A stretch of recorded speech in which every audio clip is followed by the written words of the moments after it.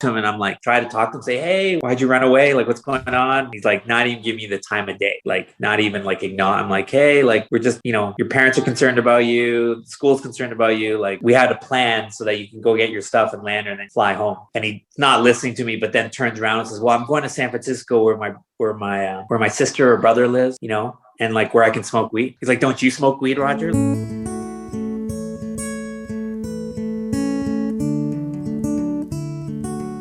Hey everyone, welcome to the Hot Drinks Podcast. I'm your host, Sean Stratton. Each week I sit down with an outdoor educator to hear some of their best stories leading students on wilderness expeditions around the world. Our guest today, Roger Yim, is a bit of a legend at the school. I personally heard of this guy long before I ever met him. It seemed to be everywhere I went. Oh, you're Canadian. You must know Roger Yim. Roger's got the best stories. He's known for wild, crazy antics and just a generally great person. He started working in outdoor education in the early 90s. In 1996, he began working for the Canadian Outward Bound School, and in 98, he took his NOLS River Instructor course. He went on to work for NOLS in the field, mostly, and a little bit as a program supervisor for 18 years. Over this time, he primarily instructed in the skiing, mountaineering, and whitewater paddling programs. He's also led several rock climbing, caving, and sea kayaking courses. Roger now lives in Nelson, British Columbia, and works as an ACMG ski guide in the winter. This summer, Roger's excited to return to NOLS, leading courses in Alaska after a few years hiatus from the school. Before we get to Roger, I want to let you know that if you appreciate the work we are doing here at the Hot Drinks Podcast and want to support us, you can do so pretty easily. Just head to our website, thehotdrinks.com. That's thehotdrinks.com. Click on the donation button. Anything you can offer is greatly appreciated. All right, here's my conversation with Roger Yim.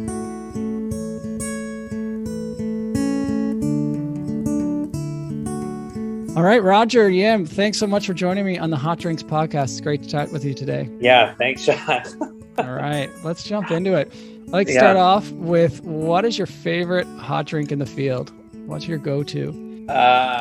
Morning is coffee or mate or both. All right. And then I like any of those, like a soup or ramen. All right. So after a long... Pretty much anything. Yeah, hot. Yeah. Anything hot, get it in you? Hot. Yeah, there were a bunch of courses where couple was like, okay, I would bring like a thermos.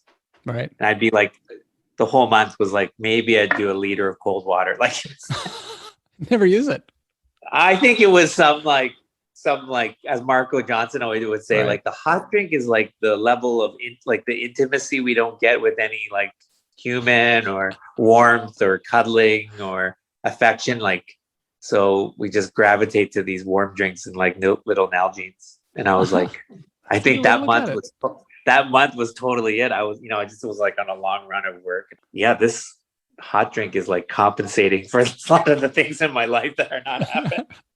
Wow, that's going deep. I like it. Yeah, I like that. Yeah, I think we brought an extra gallon. Like we were definitely carrying, like you usually carry one fuel bottle for a hiking course. I'm not sure if it was I couldn't remember. I think I might have done it for a river and hiking. So just burning lots of expensive Coleman fuel is awesome.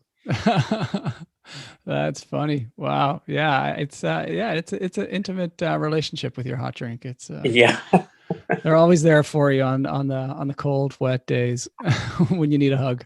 Yeah. The apple cider mix on winter courses probably saved me more than a number of times.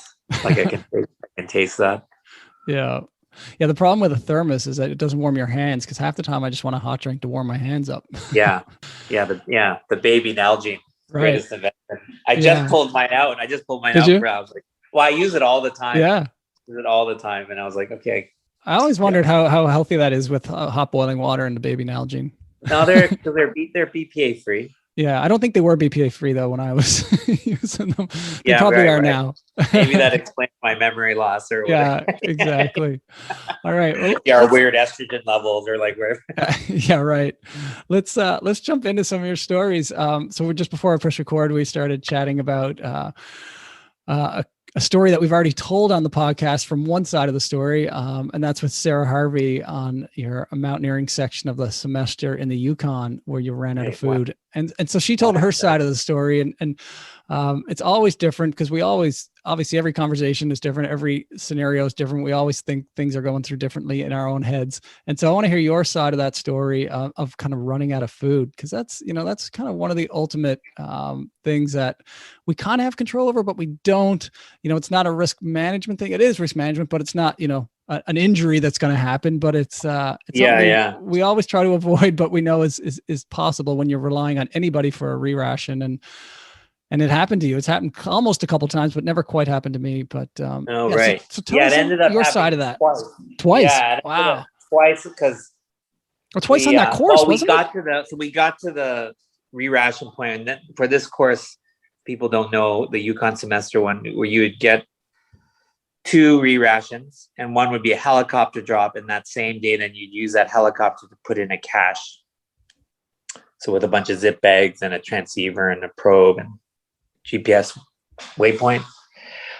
So the weather's so fickle there, or so like on Waddington and on that course, we do like a 3-day window where you're like, oh, we're going to be at this location. And it's a 3-day window. Like the helicopter pilot has any window because it's about a half an hour lift, 40-minute lift from Whitehorse. It's like basically a $2,000 or at that time, $2,500 grocery drop. Right. So, so we got there, like we were going, like I was saying, like we got there a day early, like we were like, and the weather was good. So we're like, oh, maybe it'll come this afternoon or tomorrow morning. And, so we're stoked. Everything's like, we're like, yeah, we're on it. Because if you set that cache up, then it sets you up for the rest of the course. You can get to your food. You can then you're not restricted by the dates of a re-ration, as you all know. Right. So it's kind of in some ways, like the logistical key that opens up the rest of the course. So we get there and like set up camp. We're like stoked. Then the next morning, it's like pretty good early morning. And then if you've ever climbed in that area in the southwest corner of the Yukon, we're not that far off from Skagway and the coast. So just clouds come in and it's just like, ooh, get locked up. And so the clouds just come in and it just keeps coming in. And that was in the day where we didn't have like an in-reach or anything to have a weather forecast. We just had to kind of wait it out. But usually weather for like things 48 hours, 72 hours. But that area, because of its like orographic lift, like the clouds lock up in there. So it could be clear like all around, just kind of a high camp. Were you in touch with the pilot? Well, we made a sat phone call once we were on the official day, and then they said, okay, well, the pilot's probably going to try tomorrow. It looks not too bad.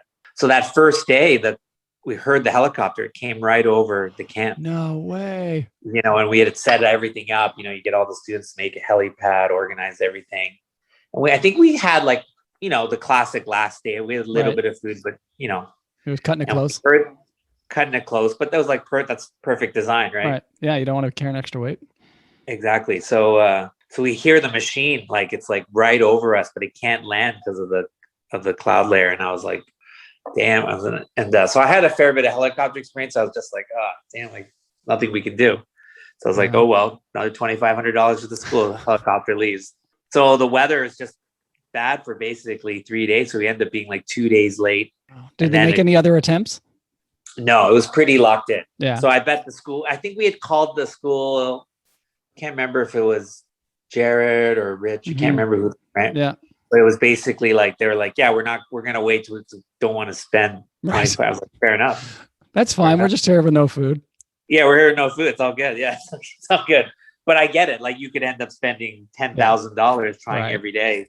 Yeah. So then finally we basically sat it out in the classic, just, whatever you could do to like deal with hungry students. So, we would have, we did like cafes, like like where we combined all the food. So we would eat together. So, cause I think I got that idea, if you ever read Shackleton and Endurance, right? Like they say, okay, well, we eat together. Everyone will eat something like way. And then we're like, well, we should have entertainment. So we did like, I think I had a little speaker set up, and we did like poetry reading and like people made instruments, and we tried to do something a little bit light physical. Like, we were on a rocky camp, but you could walk out into the snow, but we didn't want to do too much. And it was actually pretty good because if anyone who's done the course, pretty good demanding first 10 days. Mm-hmm. So it was kind of a good break, but I was like, man, it was like, definitely emptying all the spice kits, everything. Wow. You know, and then you do I've had a handful, actually a lot of times where we've gone really low. So you do the whole, to prevent like hoarding and people like getting like, oh, so-and-so's got a Snicker bar. You do the full amnesty. So everyone takes all their gear and brings it out there and dumps everything. And usually you find like a granola bar, like a pack, or so we found a bunch of food and tea, but it also just sets the tone of like, okay, no one's like got a secret stash. I think we basically had like tea left. Wow. Like, and then the 3 days later, and then it came in, and then you get the machine, and then you're basically 2 days ahead of food. So you just eat like crazy. We got the cash in, which was really good. I think that was Max did it. I think Max Fisher went in and did. Okay. And I remember he was so hungry, like he got into the cache, was like eating something while I was flying, and then because you can only put, because the bags of the food are so into the back of the machines, a Jet Ranger. So then he's got to, So that was a heroic day by him. Wow. So then that set that up, but we were then 2 days behind our schedule. Right. So, and this is where kind of like the second, kind of my little critical strategic error as a course leader. I was like, well, we still got to climb. Like, man, we waited this out. We climbed a bunch of peaks, and that worked out really good. And then that course has like a notorious exit, like different exit. So I think after we ate and everything, we kind of made a plan like, well, let's focus on climbing, and we won't do the exit we intended because it was a little longer. And I was like, this is classic. I was like, you have the maps in the tent, and I was like looking for the maps, and I was like, I kind of remember like Louis, like Louis Sass and like Pascal doing this exit. And I couldn't remember if they went left or right. Like, do they go over down to this drainage, or do they go far to the east, like, and then exit out that way? And I just remember that they said there was a swamp. One of the exits had a swamp. Oh no. And I was like, I think it's over here, but I was like, I don't think it's that bad. And then, like, we were out with the cord, like measuring the kilometers, and I was like, I think this will go. Like, I think this will be not that bad. Like, I think we can do it in X number of days. And so I think we tried. There's a peak along the way. We're like, let's try to do a little bit more climbing. So we kind of intentionally went shorter days and try to set up camp. And we got weathered out for the peak climb. Then we're like, okay, we got a boogie. No. Super strong group. And we kept going. And then the travel was a lot slower than. Oh yeah. A lot slower, like just rocky and stormy and wet, and and just moving slow. And then you had to basically crest over this ridge and then go into this area. And like, I remember kind of the days weren't adding up. Right. And but it's okay. Like, you never know, right? If you can get down over the last cruxy ridge, and then we were like a day, we were moving slow, and it was like, well, if we just get down, then we can do the last 15 kilometers. What's the travel like that's slowing you down? Is it high alpine that's technical, or is it bushwhacking, or is it a bit of both? No, just wet or rocky and slow. Yeah. Just rocky. Boulders. And then it's on the east side, and then we were coming over to the west. And then and I should know this from living in BC for so many years, and then hiking the Yukon, and like usually when you go to the west side, it's like more vegetation, and especially around, I can't remember, must have been around like 1,000 meters. It's like that's when you hit the alder band. Right. And I didn't even think about it. And we get over the ridge, and we're like, okay, we got this cruxy ridge. We're like, okay, we just go downhill and it's flat. And I kind of forgot about the swamp. I kind of forgot the swamp part. And then we just hit this alder wall. Oh man. And so what would have taken an hour of walking was like a full day. And then we get through the alder, we lose a rope. We're like the alder where you're like passing packs. Oh wow. Like a kilometer takes like 2 hours. Right. 3 hours. So we get out alder, just like, good God. Like, I was like, that was it. Like that we lost our day. We were, we needed to be like 4 or 5 kilometers down the swamp, and we're literally at the end of the ration again. And then you've already got your cache at this point, and you're heading out to pick up. We've done 17 days, like, right. What is it more like 14 days of climbing, and this is the last 3. Right. And then we get down into this, like, from afar, it looked like a green meadow, Then as we get down and we get through the alder, like we walk out, and all of a sudden it's just like a ankle high knee-high swamp the entire. I was like, this is this. I don't think I ever told Max, Liz, and Sarah I was like, this is the swamp. I was like, I'm not telling anyone. I was like, it just is what I mean. It doesn't matter Doesn't matter that I knew this beta. I just right. We're here. We got a deal. Wow. So it's just a long, slow, cold, wet, and then we're running out of food, and the camping was like brutal. Like camping on the alder, like camping on like willow, but nothing flat.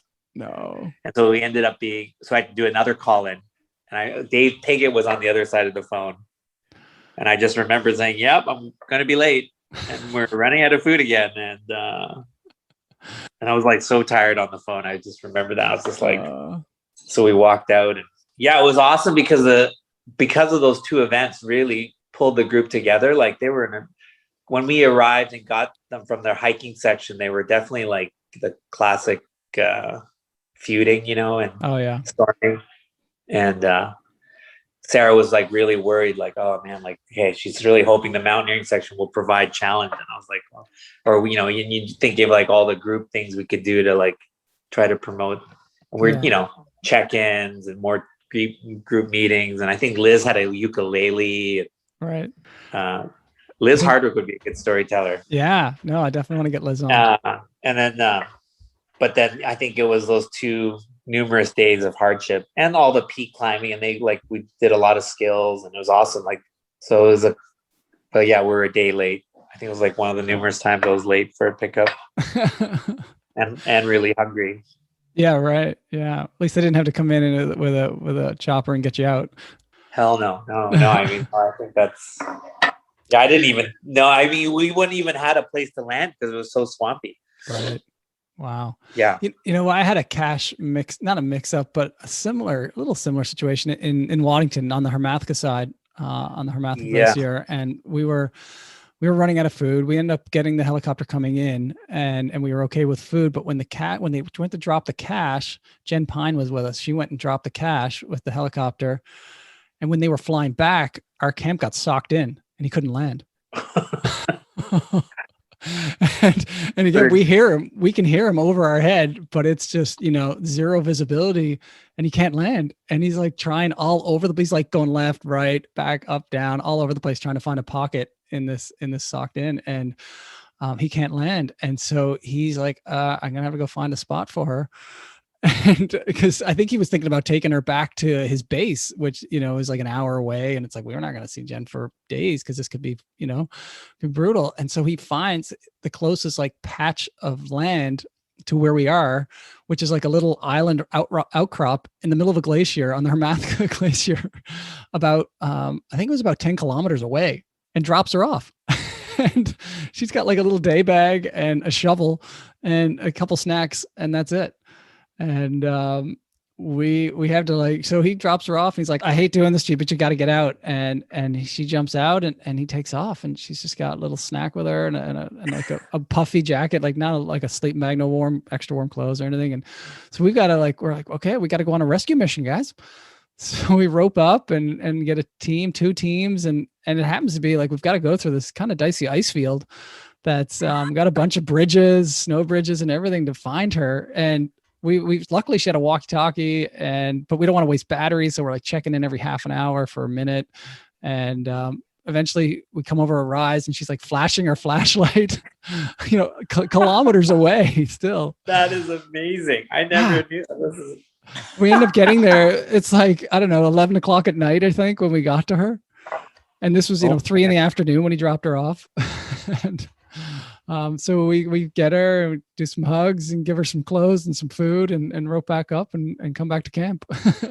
It was, you never expect that. Hey, like just drop, the chopper's here. Great. We're good now. Drop the cash and come back. But, it's like anything that can happen will happen. Yeah. Cause it's a good 45 minutes away from Mike's base. Yeah. Yeah. Right on. Wow. That is amazing.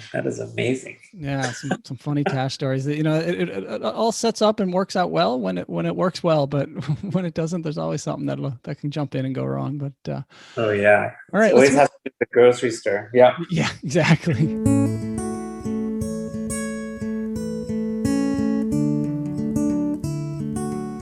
You got a story about running out of coffee. You probably have many stories about running out of coffee. You got one here called The Real Truth. What's this one right. all Yeah. about? All the time, people are always like, I heard about this story where you called, like, you ran out of coffee, so you used the sat phone. Like, all the time, people are, I'm like, I did not run out of right. Let's coffee. Let's hear the real story. Yeah, I'm very good at not running out. Like, I bring always extra. And You might run out of food, but the coffee's good. Yeah. Well, both those Yukon have eventually ran out of coffee because it's like, but usually I always bring an extra day buffer. Yeah. But what happened was that it was like a hiking in the Yukon course, and we actually get picked up. I can't remember the route, but anyways, you needed a canoe to pick us up because we finished on another side of the river, and then whoever drove us had to be able to ferry a canoe. Wow.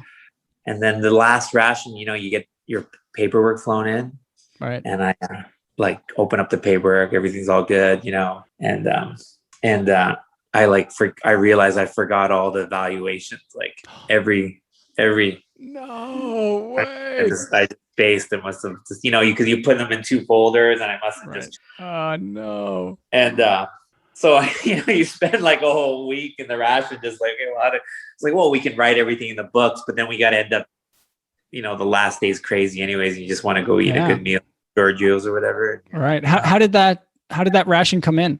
Float plane. Okay. Float plane. Yeah. So it wasn't a cheap ration that you're gonna. Yeah. They're not coming back for paperwork. So I was like coming closer to the pickup date. So I was like, I have to do the phone call, where you forgot something, which I don't know what it is now, but back then it was like, you only made a phone call when it was like, and I think it was the radio phone. I'm not sure. It might have been a sat, maybe the early years of the sat phone. So it was like, it's kind of like a piece of pride, and you definitely get feedback again for being more organized, and then we all have a disdain for paperwork too. So I was always like, this is what I'm going to get in trouble for, is paper. Yeah, exactly. I've run this amazing course. I've kept everybody alive and had a great time. And here we go. So I called and said hey, I forgot my pen. So sorry. And by the way, we're running out of coffee. We were running out of coffee. Could we, because all that, the person I was working with at that time loved I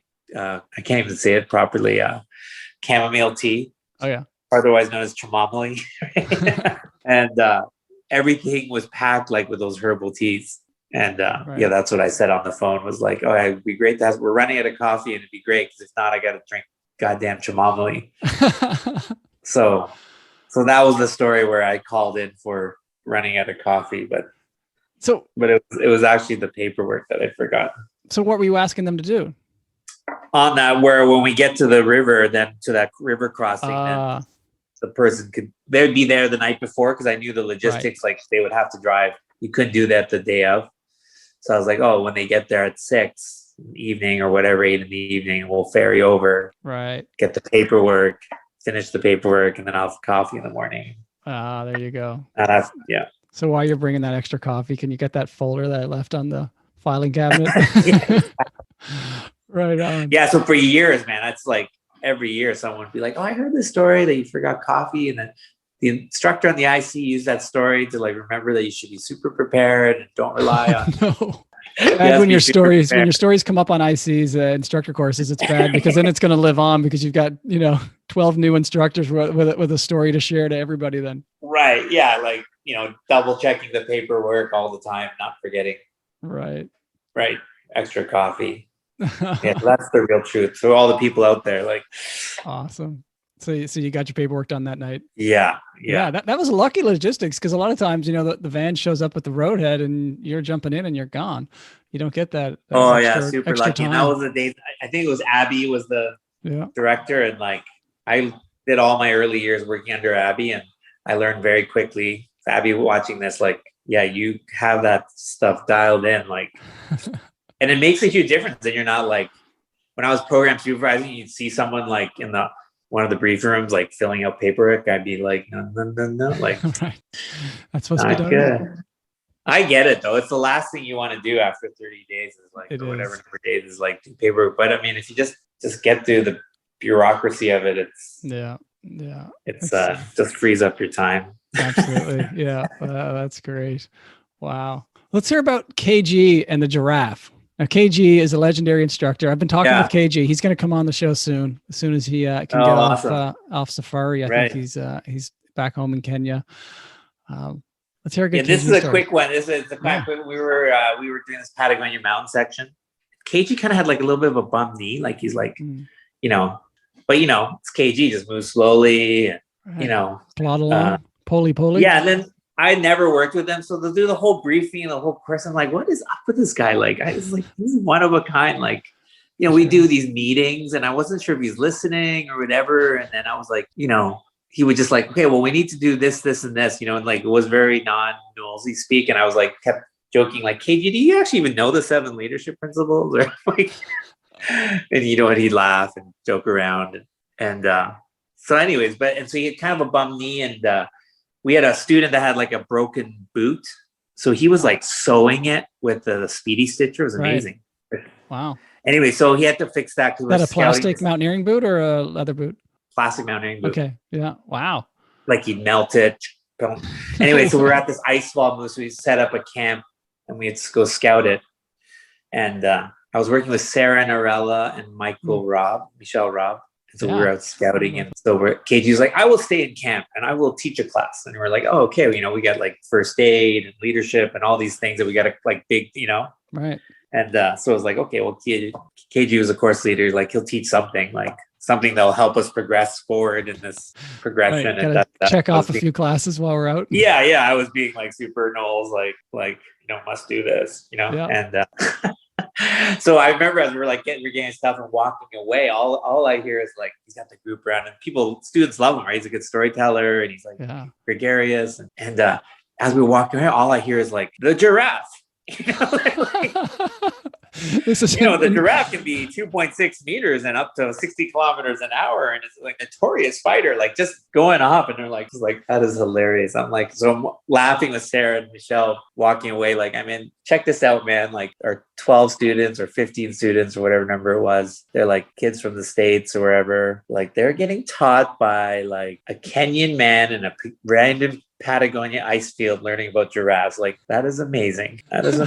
So we go and scout, and it's like actually maybe 3-4 hours trying to go through the ice fall, wanding stuff, marking it, you know, like, oh, do we need, because you know, you don't want to like bring heavy packs and like not know your way, right? Classic ice fall maneuver. And so we probably like 4 hours, 3.5 hours, come back, and we still see like the group sitting there, and there's KG standing with everybody. And I was like, oh man, maybe he's on like leadership 2.0, like leadership, all the leadership principles. I was like, yeah, man, you know, it's classic Patagonia course, like hammer out all the classes that we can do, because we're probably gonna have to move a lot. Yeah, and the weather's holding out.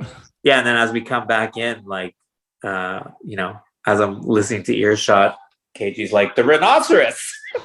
So I think for 4 hours, he had just been going off about different African animals and Kenya, and, you know, what kind of meats he can eat. And it was just, and there's like, KG, what did you end up teaching? He's like, oh, you know, we just talked about home a little bit. Was he handing out business cards for KG mountain expeditions by the end? No, I don't think so. But the whole trip, people were just like, oh, it's amazing. I learned about the hyena. Roger, did you know the hyena? Like, like do you know the rhinoceros? I was like, so I remember I was like, okay, welcome to the toe of the glacier, and like doing some like natural history. And people were like, yeah, that was kind of cool. But dude, Africa's amazing, Roger. I was like, it's like, this is like nothing could top it, you know, nothing could top it. Like, we're like, okay. Right. And I think I remember at the end of the course, students like on all the paperwork that whoever was debriefing was like, yeah, the students love the natural history progression, even though it was mostly focused on African animals. That's amazing. I think amazing. As far as I know, KG has got the most weeks in the field of any NOLS instructor ever. And I wonder how many have learned, you know, the big 5 African animals inside out from their courses, wherever in the world KG has been teaching them. Yeah, he must be like 600-ish. Yeah. I don't know, man. That's incredible. It's Crazy. it's amazing. Yeah, I did a seminar with KG, mountaineering seminar. We went once with him, and we were on this kind of little rocky outcrop, and we're all like, man, running low on fuel, and we're like, man, we got no water. What are we gonna do for water? And he's like, oh, no problem. And like all of a sudden, he comes back, and he's like, oh, come over here, and he's like got some leaves, dead leaves that he found. And he's poked them into some rocks, and all of a sudden, like there's a trickle of water coming out of the rocks. We're just like blown, like, KG, how did you make water? Yeah, he's got a lot of days in the mountains. Yeah. I did a great trip over to Kenya with him, and I think like 2003 or so. It was a bunch of instructors just on a fun personal trip, and we almost did like a mini NOLS semester that they used to do there. He hooked us up, and we had a great time. Yeah, went sailing on the coast, and up on Mount Kenya, like basically all over his homeland. It was an incredible trip. Awesome. Yeah. All right, let's hear about the Denali Highway in Alaska and some dog mushers. I don't know. He goes by Scooter anywhere. Andy Weidman. I don't know if I've met Andy. I recognize the name. Okay, so I was working with him and Ryan Van Leet. Brian, yeah, and it was an 8 km, and we finished. That's an Alaska mountaineering course for those. Alaska mountainering course, 8 km, and then we finished on I forgot the name of the glacier. So were you in the Denali area, or were you on the Chugach? You come off onto the Denali Highway, the McLaren. You come off the McLaren. It's perfect. There's you get to the high toe of the glacier, and then it's like a 4-day out and you end up there's like a little food stop, and I think it's called the McLaren Lodge. Okay. Because that's where we did a horseshoe loop, and you went up into Divide Flats. Yeah, that's what we did. So we came back out, and then it's a classic. I don't know if this is allowed anymore, but anyways, we were like, okay, yeah, you set the students up, and then you boogie like a day and a half hike all the way. And we're like, we're going to McLaren Lodge. We're eating burgers. We're going to do laundry. We're going to do paperwork. Because there was like a gravel pit you could camp across. Right across the street. Yeah, it was awesome. Because all of us, I had courses after, so I had this logistics. I was like, I'm going to go and do laundry, everything, paperwork. So like my 1-day flip over. Anyways, we get there, and there's this dog mushing company. And I'm just gonna pause for a second. For those folks who don't know, a lot of times at the end of NOLS courses, they'll do what we call a small group expedition. So you set the students up, and so independent student group, and so they're hiking on their own for 4 or 5 days which are totally planned, totally fine. They know where you are. They don't know what you're doing, but they know where they are in case of an emergency. And so that's the situation here. They're hiking 4 or 5 days on their own, practicing all the skills they've learned over the last month. And you guys are doing a little bit of R&R, but a lot of paperwork and a little bit of extracurriculars as the situation prevails here. Yeah. So the dog musher is owned by this ex model. I forgot her name. This ex model that's she's gorgeous and beautiful, and she's and you can pay to meet the dogs. Oh. You can pay and meet her. Right. So we're at McLaren. It's right beside McLaren Lodge, and Andy's like, I want to see her. She's beautiful. We need to see. We need this. We're like, okay. So we had showered, and we done clothes, looked respectable or reasonable, and went over there, and Andy was like, yeah, he's like, okay, I'll pay for it, because we were prepared. We had money. Yeah. He's like, I'll pay for the tour. It's like $25 each or whatever. It's like, and the woman at the counter is like this older woman, not as attractive as the model turned Iditarod dog musher. Right. Hey, and she's like, okay, we'll come back tomorrow. So-and-so will be here. I forgot. I should look it up. I bet she will be here. So we're like, and I'm like, Andy, you sure you want it? It's like $25-$30 or whatever for he's like, no, we got to meet her. Roger, we haven't seen a woman closer to our age in 30 days. I was like, okay, no problem. Let's do this. Let's live a little. We're ahead of schedule. We've done all our work. Yeah, we're just chilling. And then we come. So next all night we're just talking, just so stoked for this experience, and Andy's gonna meet the wife of his Alaskan wife. And then when we get there, the next day, and there's a bunch of dogs there, and then we're there on time, being good Nolsies. And so Andy's expecting this model to come back. It's just that normal first woman that came out, and he's his face was gone from all excitement to where is she? And she's like, oh, she's unable to make it. She's still in Anchorage right now. And Oh no. Andy's like, oh, so we do the tour, and it was the classic like tourist trap tour, like here is the, original like pelts that the First Nations used, and here are the old tin cans. And I think majority of the dogs, we had noticed that the dogs weren't as loud, and so we noticed that like most of the dogs were gone, and so there's only one or two dogs, and it was like pretty much the most pitiful tour for $25. Oh man! And Andy was so disappointed because this model wasn't there. Yeah, it was amazing. That's hilarious. At least I hopefully got a good meal out of it. Yeah, we got a lot of good meals. I think we were there like a couple nights, and then our bet, we had this like 3-way bet. It's like, how long do you think the students will take to notice that our puppies and we're all showered and laundry? And it was like a good 24 hours, like when they came in and we debrief everything, had a meal, and then the students like, you guys look three of you look like really good. Did you shave? Like, do laundry? And then we're like, yes, we did laundry. They're like, how? We're like, oh, that's great. I don't think you're allowed to do those things now, but yeah, well, those situations call for situational times. I think you didn't leave your ex, right? You stayed at the ex. They didn't leave my ex. They all knew it. They all knew where the ex was. I was like, that would be the most logical place. Right. It's not like you hitchhiked down the road to get something. Yeah, no, good risk management. Yeah, cool.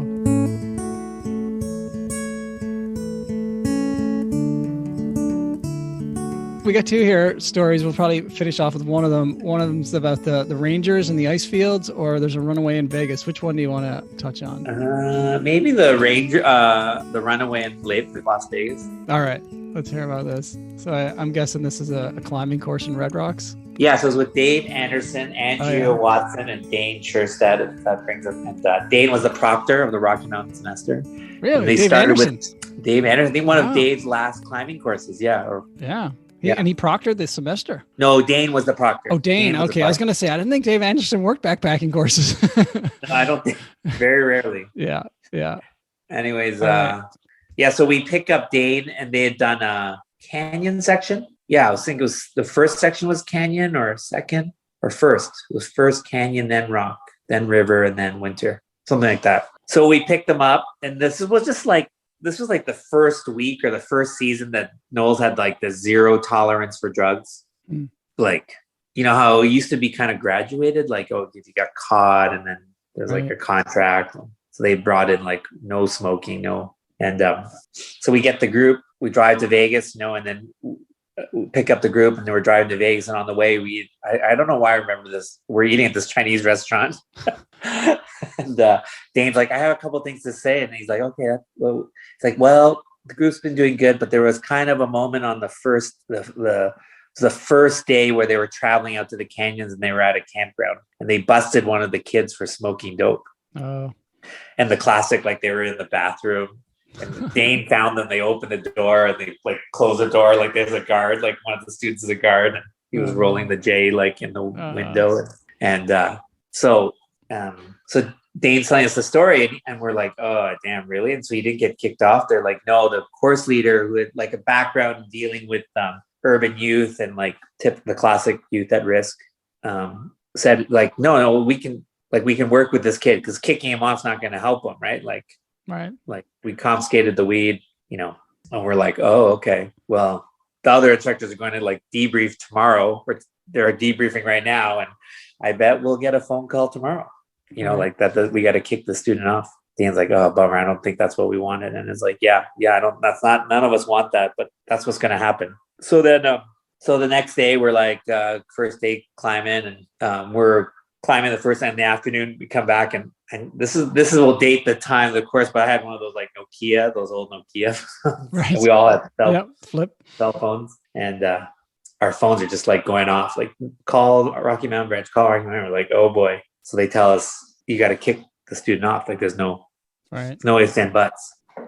So the plan was, and I think I had worked a climbing camp before there, or I'd been there a bunch. So the plan was, I would take the student to St. George halfway. Dave would drop us off in the truck at the car rental place at Las Vegas airport. And then we would drive halfway to St. George and meet the evac coordinator. Right. Just save logistics. Coming down from Lander. Yeah. Right. yeah, it's like that was the most efficient way to do it. And Sure. went down from Lander. And we're like, okay, good plan. Students, you tell the student he's super pissed. Right. Right. Obviously, right? Because Yeah, you probably just had a great month out there with him. That was all way in the past. Yeah.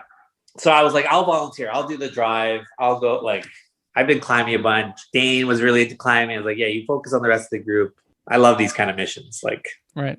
Rent a car, listen to some music, get a credit card, go eat some food. Like, right. Why not? You know? No, and yeah. That was the whole premise. So kids upset, frustrated. We make a plan. Okay, hey, show up we're leaving early, 6 in the morning, 6:30 in the morning.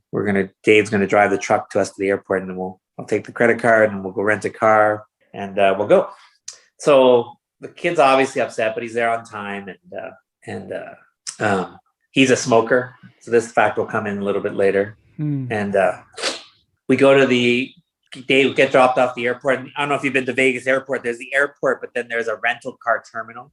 Okay, I have been to the airport, but I don't know. Yeah. Yeah. So Dave drove us. I forgot. I didn't realize that. So Dave dropped us at the airport, and I was like, "Oh, this is weird. We got to take a shuttle bus." So we get on the shuttle bus, and the kid's got a cute one of those big, giant green backpacks, and he's on his phone. We had to give back his phone, and he's like BlackBerrying away, right?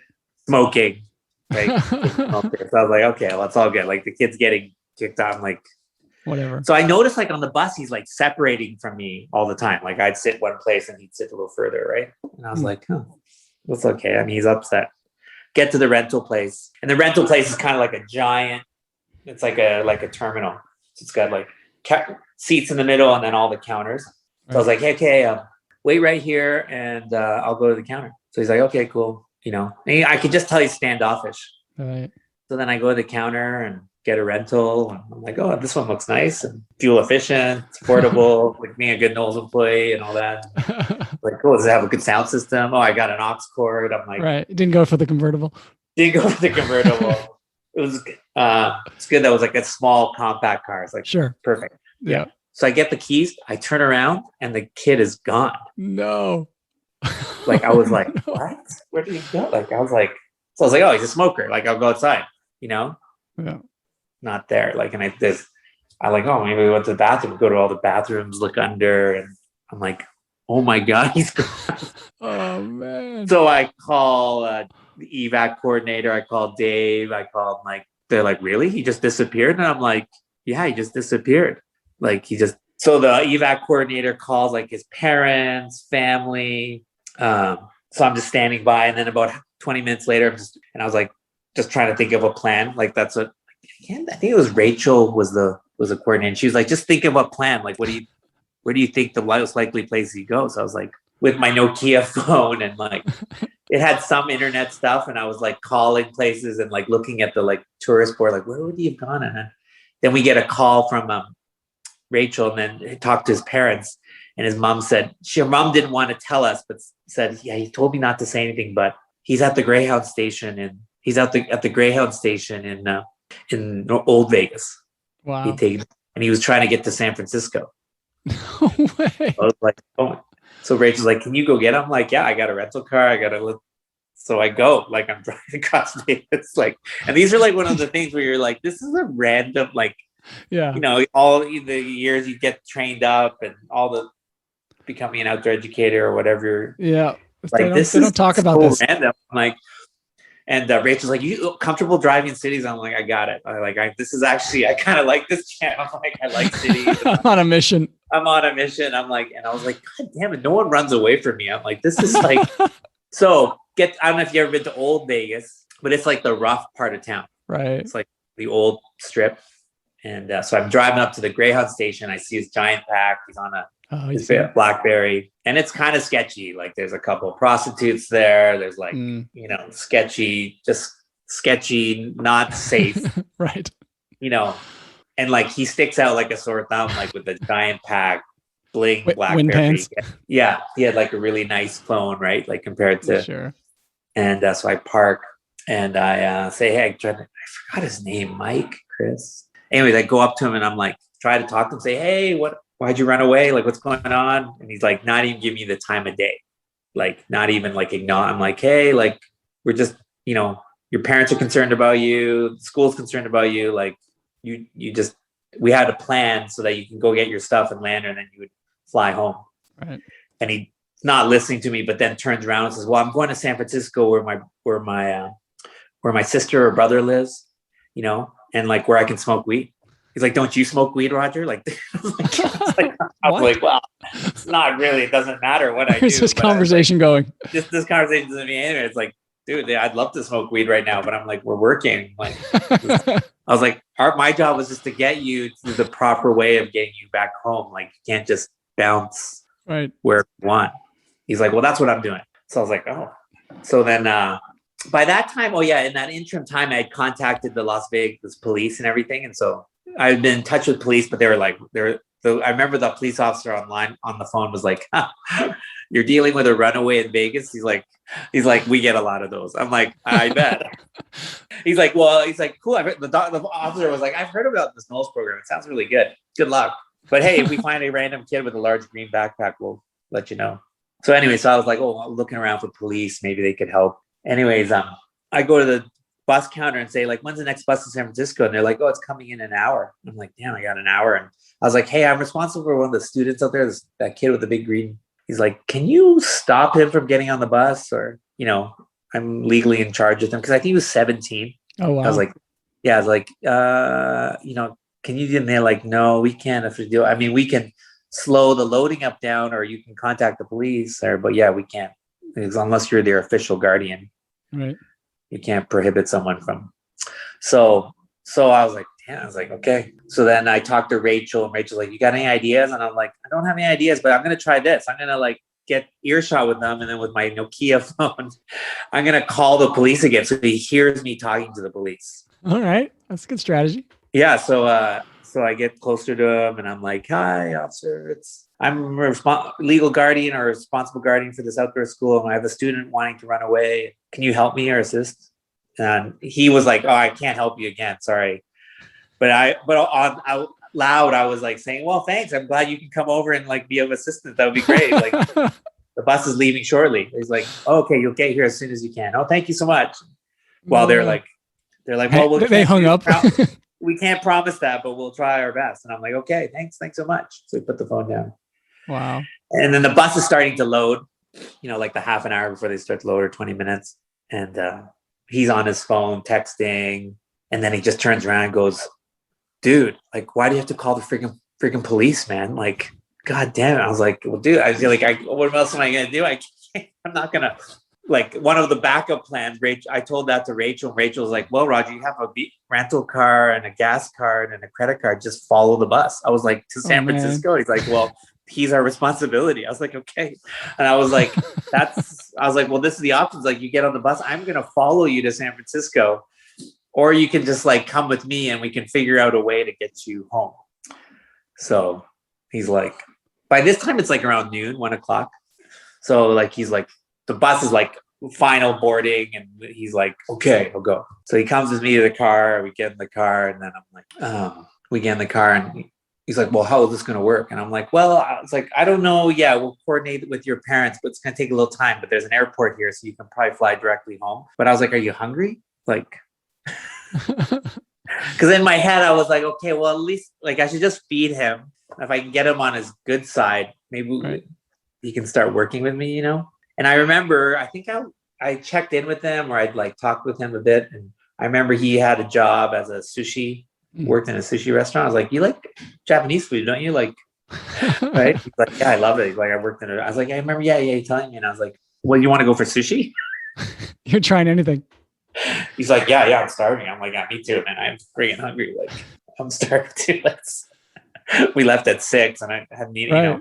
This is why I volunteered to go on this mission anyway. There. And I think I got to remember, because I was chasing him down. I remember like seeing this big sushi place. So we go in for sushi. And there's another, like one of those random moments where you're like, I'm at a sushi restaurant in a NOLS Rocky on a climbing camp in Red Rocks. This is so random. Trying to convince a runaway who smoked weed a month ago. Like, this is so random. So we're sitting down, and he's on his phone. One of his friends phones him while he's on the eating food. I ordered trying to be a good NOLS instructor. I ordered like the $8.95 or $7.95 bento box, and he ordered the like $25 like nigiri boats. Right. I was like, wow, who's the privileged one here? I was like, damn. Can I have some of yours? I was like, guys did say I would buy lunch, so I was like, okay, right, small price to pay, but I was like, okay. Right. So it's on his phone, and his buddy, he's like explaining to his buddy, like, hey, yeah, the NOLS course, not owning up to what he did. He was just like, oh yeah, it's not in my jam. I'm gonna peace out back to Connecticut or whatever. I tried to go to San Francisco, but they stopped me. I was like, yeah, I tried to stop you to go to San Francisco. So we finished lunch. It's like maybe 2:00 by then. So we're like, by that, I got a phone call from his dad. Rachel had given me the number of his dad. His dad said, okay, well, we got him a flight, but can you try to, it's like not till 10:00 that night. And it's like 2.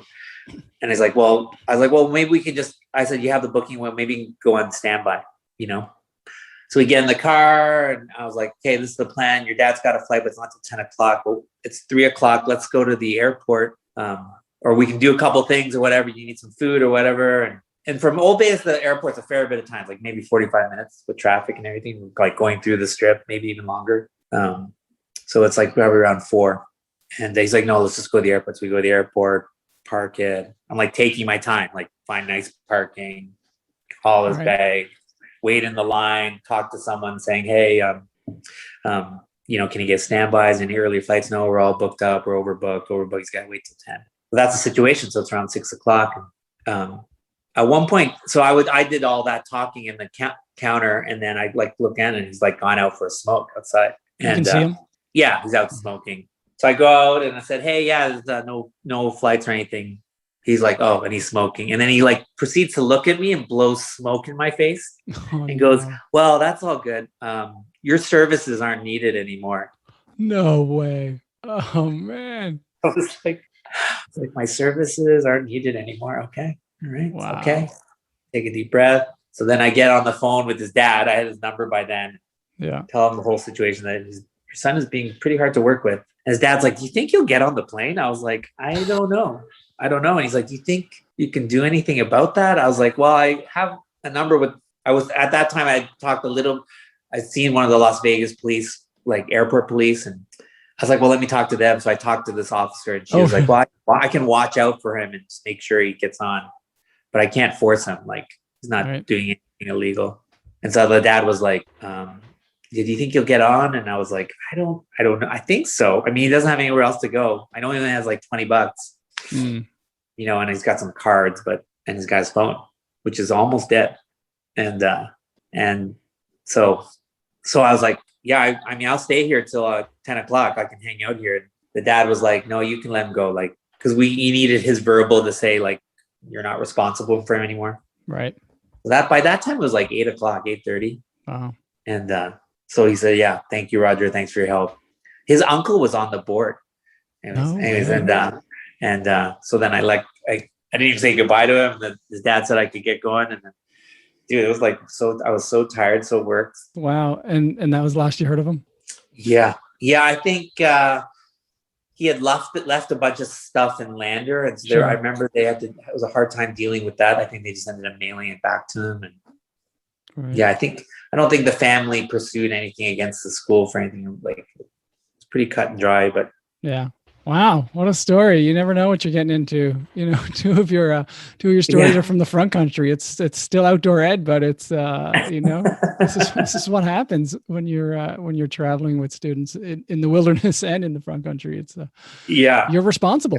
Yeah, you're totally responsible. Yeah, I just never thought I literally was woke up. I was like, oh, I'm gonna go to the airport, drive a few hours, we'll get some fast food, whatever, get some coffees, listen to music. Drop the student off and get paid to go driving, and then here I am at a sushi restaurant trying to convince a kid to get on an airplane. Right. Wow.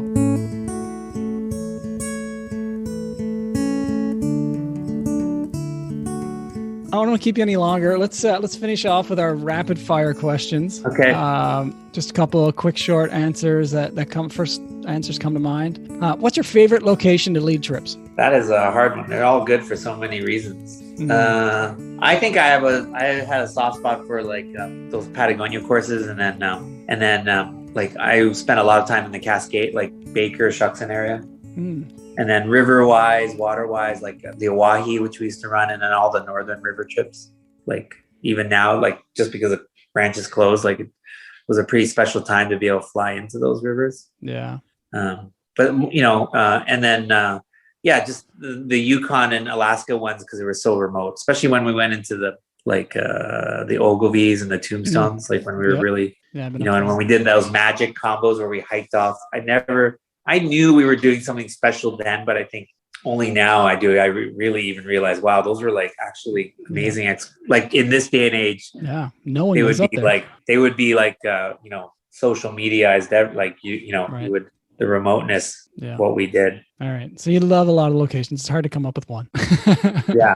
Hard to come up with That's good. one. Well, I always say that's one of the best things about NOLS, and that keeps instructors around so much, is that the flexibility in the course areas that we get to work. It's not like a lot of companies that do laps on one or two different course areas over and over for years. That's what keeps it fresh for us is these new course areas all the time and different course areas. Yeah, I think they've downsized a little bit in the last few years, or they have. Sure. It makes sense, but yeah. All right. What's your favorite piece of gear? Is there something that comes on most of your trips with you that you've had for years? Favorite piece of gear. This is kind of, I don't know if this is a generic question, but I really like, and maybe this is my Virgo detailedness comes through, but I like when like the right piece of gear works exactly for what you need. So for example, you get the right approach shoe and it's like, it works really well, or you get the right mountaineering boot that you get, or last few years I was using these like super lightweight crampons that were like perfect. They were like packed small, or just like when you dial everything into exactly right is like that's my jam. I love that. Yeah. I think, yeah. So, but I probably like NOLS camping wise. Yeah. Probably the baby Nalgene, just because I'm staring at it right now. There you go. Yeah, it works. Yeah. It's probably been on a few trips, and we'll go on many more, I'm sure. All right. Best backcountry costume that you've seen or that you've had on yourself? Best one I've seen is, there's got to be a photo of this, but I never saw it in person. I only saw a photo of it. And I just was when, I think it was Mark Holloway and Liz Hardwick had like ACDC, like rocker made out of like garbage bags. No way. I think that might be top up there. All right. Well, hopefully I'm trying to get both of them on, so hopefully we'll hear the story behind that. Oh yeah, Mark Holloway would be awesome. All right. That would be awesome. Sweet. All right. What image comes to mind when you hear the word adventure? I think like in a NOLS context, like I think there's, especially in the longer full courses like that are remote, like in Yukon, Alaska, but I think every course has like one moment or where you get that. You have ever seen the movie Fantastic Mr. Fox? I don't think I have. The Wes Anderson movie. And he talks about at the end of it's all these like cartoon animals that are like talking, that are like humans, but it talks about like, there's a scene in there where he talks about comparing to the wild, like a wild fox. And like, there's like, he says, the line is like, it says there's like nothing irreplaceable than the pureness of wildness, like being wild. And I think there's a moment on every course that's like that you feel that, or several, where it just feels really far away, or it's really cold or wet, or it's distant, or you feel that space. Whether it's like I remember being on the numerous times on like Yukon River where the dusk is like, you sense that sense, and it doesn't have to be exciting, huge rapids. It's almost means more when there's like more like you're on the big wide part of the peel, or like on the you're in the canyons and you're like up high and you're on the mesa, you feel that space, and so or an early morning climb attempt like on Baker or something, even can be really populated, but as you're moving up on the glacier and at like 2 a.m. or whatever, 4 a.m. or whatever, and there's always a moment where you're like, wow, this is the spaceness that we don't have in our urban or regular everyday lives. Right.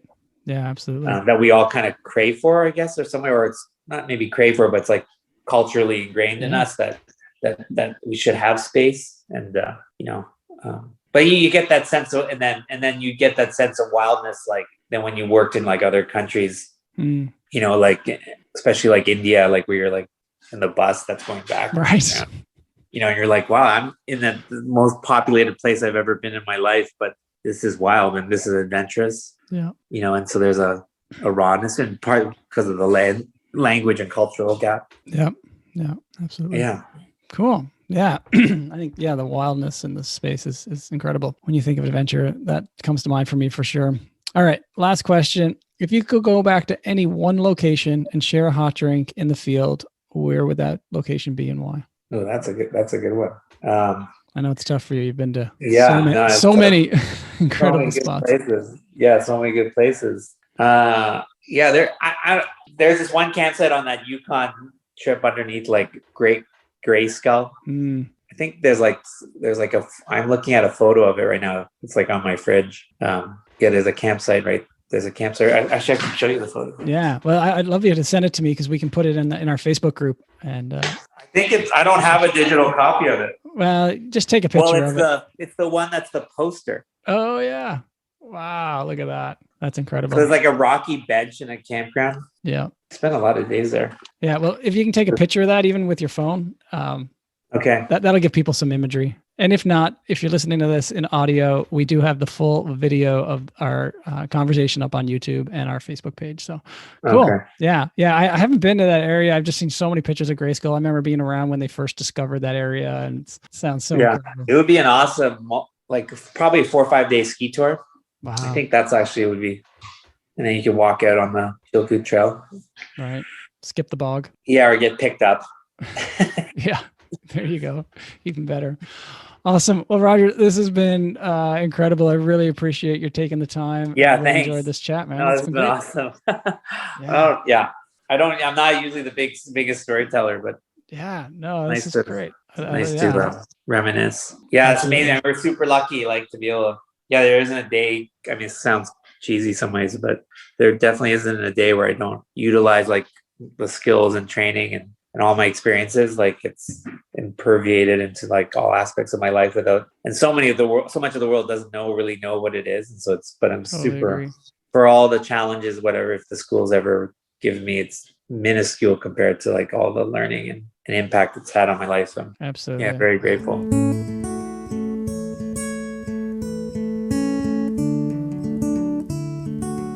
Thanks for listening. I hope you enjoyed my conversation with Roger Yim. Our review this week is titled A Needed Trip Back to the Field. Going into my second field season of COVID-mandated NOLS retirement, this podcast took me back for a little bit. It was much needed. It was so good to hear Jim tell stories. Storytelling is such a huge part of being on expeditions, and Jim has the most outrageous stories told in the best way. I'm so excited for this podcast. That comes from Allison Bray in Canada. Thanks so much, Allison. Really appreciate any reviews that you leave on your podcast platform of choice. We get them all, so please share them. It only takes a minute for you, and it means so much for us here at the Hot Drinks Podcast. If you want to leave a rating, if you haven't left a rating or review yet, please do so. Again, it only takes a minute, and it really helps others find the show. We are approaching 30 5-star reviews at this point. Let's get them up. I want to see them. I really, really appreciate all the reviews and all the star ratings we can get. So go and do it. Just takes a moment. At the bottom of your screen, typically there's a way to rate and review the podcast. All right. Please subscribe as well to the Hot Drinks Podcast wherever you get podcasts. And if you want to follow the show on Twitter and Instagram, we are at More Hot Drinks. That's at More Hot Drinks. And each week I post a bunch of clips from the current podcast that is posted on these platforms. So you can check out the clips there, and you can also share the clips with your friends. As I mentioned at the beginning, we also have a Facebook group called Hot Drinks Podcast. And on this group, we share a bunch of photos and videos that our guests send along from the stories they share on the podcast. So check that out. Come over and join the group and check out all the photos. To get in touch with us by email, the address is hotdrinks@livemoregroup. hotdrinks@livemoregroup. Okay, this episode was produced and edited, as always, by Dustin Meehares, and our theme music is created by Darren Welch. Thanks for listening. We'll speak to you next week.